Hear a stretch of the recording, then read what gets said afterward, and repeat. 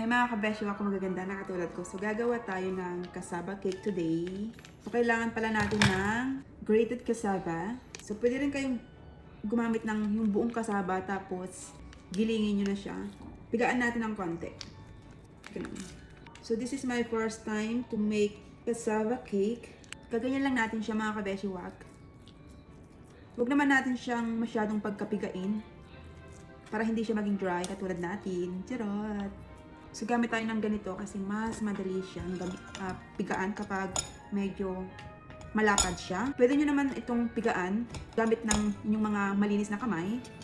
So okay na yan siguro. Transfer ko lang dito sa another bowl natin. Oops. Kailangan natin ng coconut milk or kakang gata. Alugin natin. I hope tama itong binili kong coconut milk.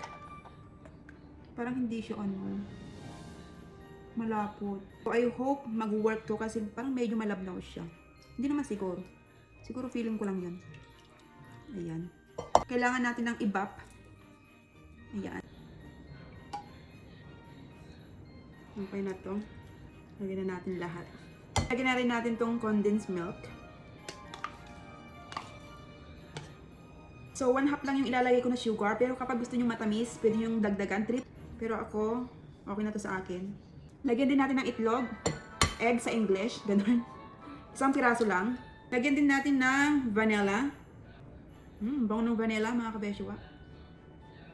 Boost na. Sakto. Then add melted butter. Pwede kayong gumamit ng margarine or margarine.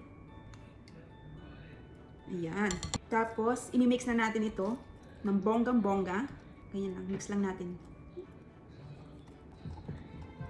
So, okay na yan. Tabi muna natin dyan. Grease natin itong ating baking pan gamit ng butter para hindi siya dumikit. Gusto ko siyang lagyan ng parsley pepper para masaya. Pwede naman hindi. Pero ako gusto ko siyang lagyan. Trip ko lang. So, ilagyan na natin itong ating mixture. Simutin lang natin. Sayang. So ngayon naman, i-bake na natin to sa ating preheated oven. Let's go. Ngayon naman, gagawa tayo ng toppings natin. Kailangan natin ng 150 ml na condensed milk. So kailangan ulit natin ng coconut milk or kakang gata. 1/2 lang po yung kailangan natin. Ayan. Kailangan natin ng egg yolk. Oh my goodness. Ay, hindi ko marunong. Kamayin na natin. Malinis naman yung kamay ko. So, ilagay natin dito, di ba? O, haluin natin ito or i-whisk. Ayan. O, sana mag-success itong ating cassava cake. Alright, okay na yan. Tabi natin. Kailangan din natin ng cheese, pero hindi Eden cheese yung gamit natin. Try natin tong Velveeta. Ano tayong magagawa? Hindi ako makahanap ng dito. Eden cheese. So, try natin ito.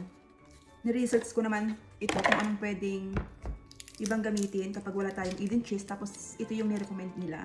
So, ito yung color niya. Super dilaw niya. So, okay na to. Okay na to siguro. Medyo marami na siya. So, kapag ganyan na yung color ng ating cassava cake is okay na yan. So, ngayon naman is ilalagay na natin tong ating toppings. Tapos, kapag nailagay na natin yung ating toppings dyan sa ating cassava cake is ibalik natin ito sa ating oven and i-bake natin for another 15 to 20 minutes. So, ayan na mga kabeshi wak. Okay na po yung ating cassava cake. Ayan, super sarap niya mga kabeshi. Nung natikman ko, hindi ako makapaniwala kasi first time ko lang itong ginawa and para sa akin is pasado na. So, para sa akin ito ay perfect. So, dito na nagtatapos ang ating cassava cake journey. So, if you enjoyed this video, don't forget to like, comment, and subscribe. Thank you so much for watching mga kabeshi wak. See you again on the next sweet creation. Bye!